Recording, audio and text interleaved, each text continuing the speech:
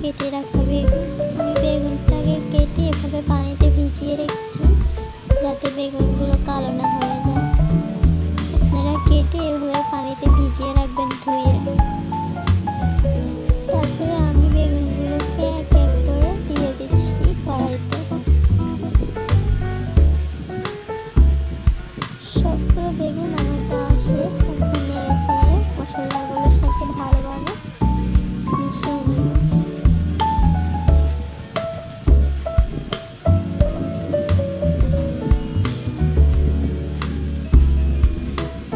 আমার যেহেতু কড়াইয়ের সমান বেগুন হয়ে গিয়েছে, তাই সাবধানে নেড়ে মশলাগুলোর সাথে মিশিয়ে নিচ্ছি।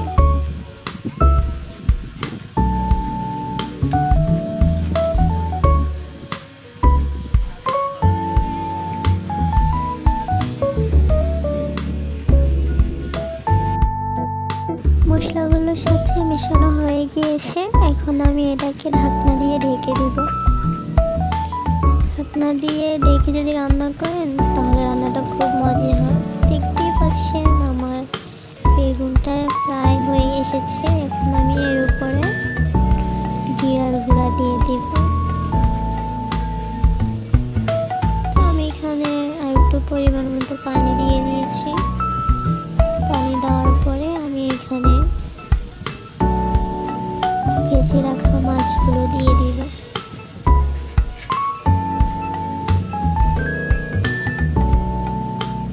এক এক করে আমি এখানে মাছগুলো দিয়ে দিচ্ছি। দেখতেই পাচ্ছেন তরকারির কালারটা কি যে আসছে না, খুব সুন্দর হয়েছে। এখন ভাবেন যদি দেখতে এমন সুন্দর হয় খেতে কেমন হয়েছে। একটু পরে আপনাদেরকে জানাচ্ছি যে তরকারিটা কেমন হয়েছে। আমি মাছগুলোকে ভালোভাবে তরকারিটার সাথে মিশিয়ে নিচ্ছি। এখন মাছ আর তরকারিটা প্রায় 10 মিনিটের মতো আমি রান্না করে নিব।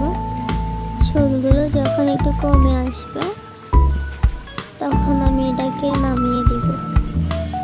আমরা কুমিল্লার মানুষ ভাই, যদি একটু ঝোল না থাকে তরকারি কি খাওয়া যায়? মাশাআল্লাহ, তরকারি কালারটা কি দিয়ে আসছে, খুব সুন্দর হয়েছে।